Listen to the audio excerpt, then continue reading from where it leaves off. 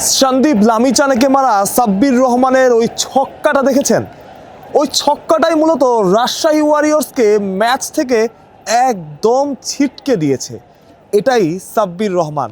Man of the match Imad Wasim হলেও আমার চোখে সেরা সাব্বিরই। কারণ ওই সময় যে প্রেশার সিচুয়েশনে ছিল ঢাকা, সেই প্রেশার সিচুয়েশন থেকে ঢাকাকে বের করেছেন কিন্তু সাব্বির রহমানই। কিছু ছোট ছোট ঘটনা যেটা হয়তো মাঠে দেখা যায় না, সেই সব ঘটনা আমি আপনাদেরকে বলি। ছোট্ট একটা ঘটনা, যখন শামীম পাটোয়ারি একটা বাউন্ডারি মারলেন, তখন তো খুব স্বাভাবিকভাবে ক্যামেরাটা শামীম পাটোয়ারির দিকেই ধরা ছিল, কিন্তু নন স্ট্রাইকে থাকা সাব্বির রহমান তখন উদযাপন করছিলেন। এটাই আসলে সাব্বির রহমান। সাব্বির রহমান আসলে সবসময় দলের জন্য খেলেন। যখন ব্যাটিং করেন তখন স্কোরবোর্ডটার দিকে তাকান না, যখন ব্যাটিং করেন তখন সাব্বির রহমানরা দলের কথাই ভাবেন। উইনিং রানটা যখন সাব্বিরের ব্যাট থেকে আসে, তখন সৃষ্টিকর্তা যেন তার পাওনাটাই তাকে বুঝিয়ে দেন। সাব্বির আসলে কতটা পরিশ্রম করেছেন গেল কয়েকদিনে। নিজের বিভাগ রাজশাহীতে একা একা অনুশীলন করেছেন।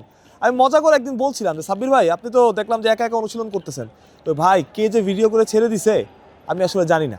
এই সাব্বির রহমান আসলে ওই যে মিরপুরে এসে ব্যাটিং করা, মিরপুরে এসে ক্যামেরার সামনে নকিং করা, সেসবের এখন আর ধার ধারেন না। তিনি ছুটি পেলে রাজশাহী চলে যান, রাজশাহীতে গিয়ে অনুশীলন করেন। মাঠে এসে কখনো পারফর্ম করতে পারেন, কখনো পারবেন না, কিন্তু ইন্টেন্টটা থাকে পরিষ্কার। ক্রিকেটার সবসময় বলেন প্রসেসটা ইম্পর্টেন্ট, সেই প্রসেসটা সাব্বির ঠিক রাখেন। এমন ক্রিকেটার, এমন ক্লিন হিটার বাংলাদেশের ইতিহাসেই বিরল ছিল, এবং সাব্বির যে কজন আছেন তাদেরই একজন, সেটা নিয়ে কোনো সন্দেহ নাই। তবে সাব্বির রহমানকে হয়তো অনেকের পছন্দ না, নয়তো এত কিছুর পরেও অনেকে সুযোগ পাচ্ছেন, আসছেন, যাচ্ছেন, খেলছেন, রান করছেন না।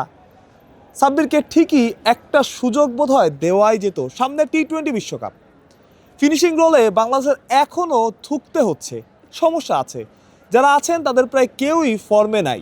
সেই জায়গাটা কি সাব্বির একটা সুযোগ ডিজার্ভ করেন না? বিপিএলের মাঝপথে হয়তোবা টি-20 বিশ্বকাপের দলটা ঘোষণা করা হবে, এবং তার আগে ক্যাপ্টেন বা কোচের থেকে যতটুকু আভাস পাওয়া গেছে যে টি-20 এই বিপিএলের পারফরমেন্সটাই টি-20 বিশ্বকাপের দল ঘোষণায় একটু হলো সাহায্য। অর্থাৎ কেউ যদি অতি মানবীয় পারফরমেন্স করে বা খুব ভালো করে, তবে তাকে দলে অন্তর্ভুক্ত করা হতে পারে, সেটা যে কেউ হতে পারে। অর্থাৎ কারো জায়গায় ফিক্স না। সাব্বির আজকে যেরকম খেললেন, আর 2টা ইনিংস যদি সাব্বির রহমান খেলতে পারেন, তাহলে কি এই সাব্বিরকে বাদ দেওয়া যাবে? 10 বলে সাব্বির আজকে 21 রান করেছেন, 210 স্ট্রাইক রেট গুরুত্বপূর্ণ না।